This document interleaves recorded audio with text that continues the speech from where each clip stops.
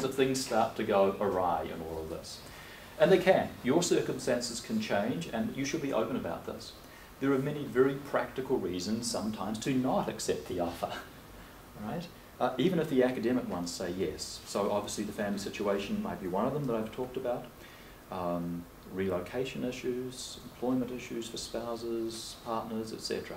You may also have competing offers, and that's a good thing.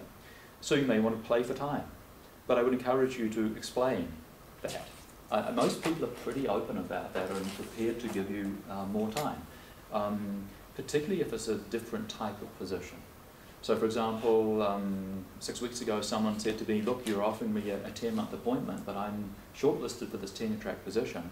Could I take another 2 weeks to consider these offers? Things will have firmed up on where I am on the tenure-track position. And I said, absolutely. We will step back on our limited term position in order that you can make a better informed decision on a tenure-track position. And my sense is that universities are very much prepared to do that. You'll be surprised, in fact, how far people may be prepared to go to accommodate getting the right person. I included deferrals, for example, are another option. Bear in mind also that very few universities would attempt to hold you to a short-term contract if you suddenly accepted a tenure-track appointment. I'm not going to actually put that in writing out there because we will have signed, potentially we will have signed an agreement that says you are coming to us on date X, but it does happen. And I think that, as I put in my notes, few people would write this down, but most administrators are motivated by the need to ensure that the wider interests of the academy are well served. And if this means ensuring that you act on a tenure-track offer, that I can't imagine anyone standing in your way. I had a situation 4 or 5 years ago, the 30th of June, for a tenure-track position that was to start the 1st of July. The candidate to whom we had offered the position several months earlier and had signed on the dotted line, we were ready to go, they phoned me and said they were taking another job elsewhere in another country. Literally 12 hours before start date. And of course I gulped and said, yes, of course. Why on earth would we hold someone to a position when they had another offer that they had deemed to be better? Now, that was a pretty extreme case. I hope that doesn't happen very often. But it was clear in terms of this individual's trajectory that it was a better move for them. Now, thankfully, I was able to get on the phone to the second ranked candidate who also had taken a job at another university. So my first call was actually to their dean saying, look, here's the situation. I have a tenure-track position that could start tomorrow. You've hired this other second candidate into a term position. Can we talk? And that dean at another Canadian university said, I understand entirely. Why would we hold someone back from a permanent position in the academy? And so between the two of us and this other candidate, we crafted a situation whereby we made an appointment into a tenure-track position. Now, I think that was creative. I hope it was creative. It was certainly last minute, but I hope it reflects the sense that what we're trying to do here is to work well for the academy as a whole. And to hire someone into a position they don't really want to be at, that doesn't help anybody. It would be a very unfortunate situation for both parties. So be open. You may need to play for time, and I think we're expecting that within some limits. What happens if you think you've been dealt with unfairly, though?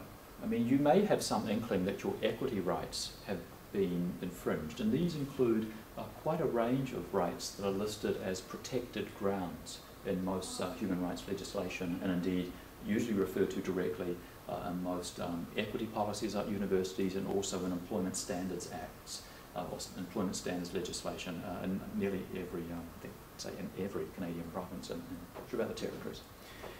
What happens though if you think that your grounds have been breached in some way?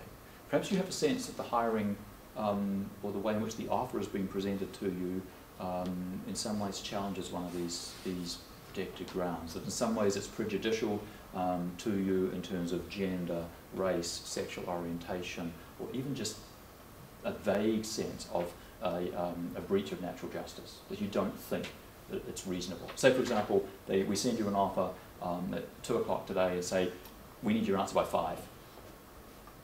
Well, it's not a protected ground, but it might be unreasonable. What do you do then?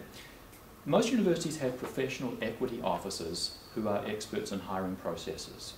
In some cases, these may even be separate officers in the university. In other cases, there will be a designated human resource officer with responsibility for this. And they should be your first call if you believe your rights have been compromised in any way. And if something can't be done with the university itself, then you should, of course, seek independent legal advice. One hopes that it wouldn't come to that, but if the breach of rights is significant, then you should ensure that you engage legal counsel. Particularly if your view is that the outcome of the breach of your rights is that the offer fails and you're not hired. And so in that case, I would argue that it is most likely to your advantage to say this was wrong, and I'm going to seek independent legal counsel and advice on this hiring process. Universities work very hard to avoid that. I think that's why we have invested so heavily in the professionalisation of human resource officers over the past 2 decades in particular. But that doesn't mean that these sorts of things don't happen. And so if you do have any concern, if it can't be solved and resolved by the university equity officer, then you obviously do have recourse to independent advice. My experience out of 8 years in a dean's office is that there's scrupulous attention paid to the details of hiring, and I will say I have not seen anybody seek independent legal advice in any hiring I've been involved in, thankfully, but I have seen this happen and heard of this happening. So something to bear in mind. Let me just add a comment here about the role of faculty associations. I've referred repeatedly to the importance of collective agreements and the operation of collective agreements, and I've also referred that sometimes these are operating as restrictions on what we can do. But I don't want to leave you with the impression that I think faculty associations and collective agreements are bad. The complete opposite. These are really important ways of governing process. The agreements themselves are our governing documents. I can't hire you tomorrow by myself. I can only hire you by going through the process defined by the collective agreement. And so it's vital that we understand those and that you understand those if you're coming into a unionised university environment. And those environments do dominate Canadian universities, certainly, although there are some without, of course. So I don't want to leave you with a sense that there's something wrong here.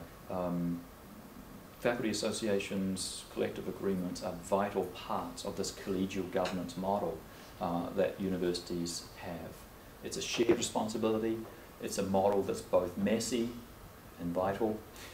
It's a model that's both time-consuming and tremendously enabling. And so I want to just reiterate that point, that I think both parties benefit, and in most cases this is the context for your